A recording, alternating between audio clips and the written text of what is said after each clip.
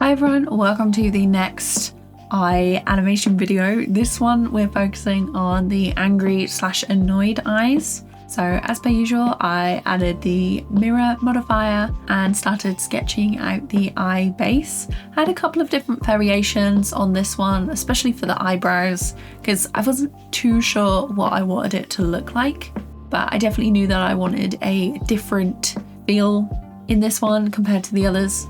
So I tried out some thicker eyebrows, sharper eyebrows, and adding lines in the corners and edges of the eye.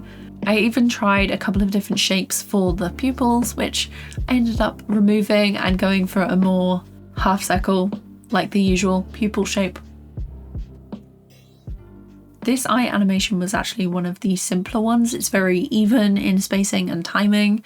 And what makes this an angry blink is the eyebrows, which I tried doing the animation without eyebrows and getting it to look the same, and it really did not work. So eyebrows, as I said in the video, are super important, and the way they're shaped and their movement is basically going to tell your viewer how the character is feeling even more. So usually when you're looking at a character, you see their eyes, eyebrows, mouth, and then of course their body language, depending on the type of shot you have. But obviously with this animation, we were just focusing on the eyes and eyebrows.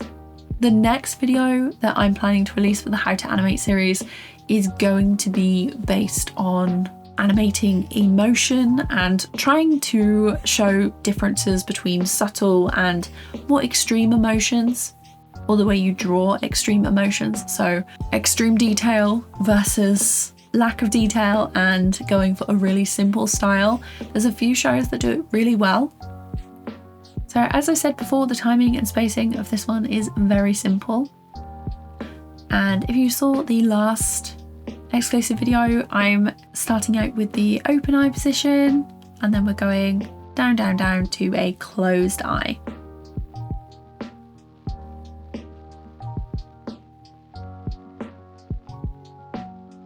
Now I could have made this one even slower and more intense with a few more frames, just to make it look like the character is really, really annoyed with whoever they're looking at.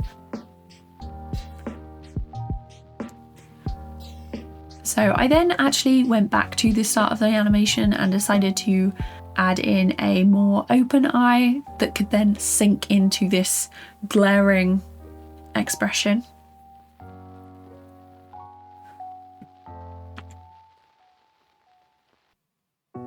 I made sure to add in all the little details at the sides of the eyebrow and the eyes. Though I did flick through this animation a fair bit, I also used the onion skin quite a lot, just making sure that everything was in the position that it needed to be. I tried to flip through more than I used the onion skin, because you can definitely see the movement of the animation a lot better than simply trying to eyeball it with the onion skin. Here I am just adjusting the eyebrows. I'm duplicating the blink and adjusting frames.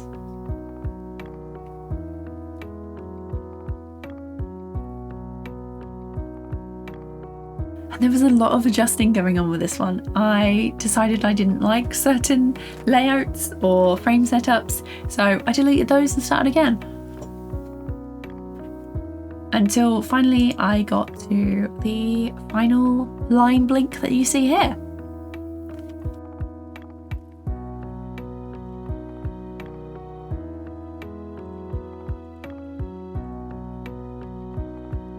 Now, next up was the second angry blink. I'm guessing I'm going to call this one annoyed, because originally it was meant to be a kind of seductive blink, seductive look. We're going for more Jessica Rabbit with a heavily lidded eye, and I wanted to do some extra animation on the eyelashes. And wow, I really struggled with the eyelashes, a lot more than I thought I would, but it was worth doing because I realized that I can now make another animation and try a few different things, like the density of the lashes and maybe offsetting some of them. But this one took the longest out of all of the eye shapes, and I still had a few to do, so I was ready to just finish this one and call it a day. Like the first angry blink, this has quite an even timing. I did add a few more frames into this one to make it more intense, which helped a lot. And I tried a couple of different ways to animate the eyelashes. At first I was going to draw all three as one shape and then use the sculpt tool to adjust them.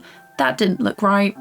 I then tried animating the lashes by hand, and that didn't end up turning right either. So I then decided to animate the lashes, or a single lash, and then copy it over, which, although still hard, made it much easier. I'm still not 100% on this one. Like, it's okay, it does look good. Not every animation you make is going to be a success.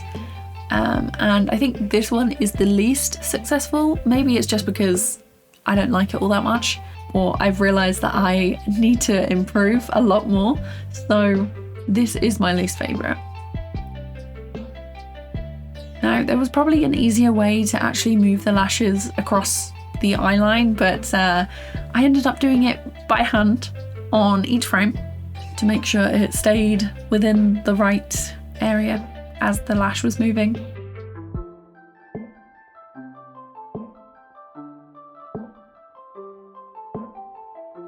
And it didn't really look seductive by this point, so I was like, actually, she looks more annoyed. So this was kind of a companion animation to the last angry look. So although this test wasn't actually my favourite, I do really like the eye shape, eyelashes and brow shape. So when I come back to this, I will probably reuse these when I do more eyelash and animation and timing tests. But that probably won't be for a while yet. But I do hope you have enjoyed this walkthrough and thought process on how I made these eyes. Next up is the sleepy eye, which is one of my favourites.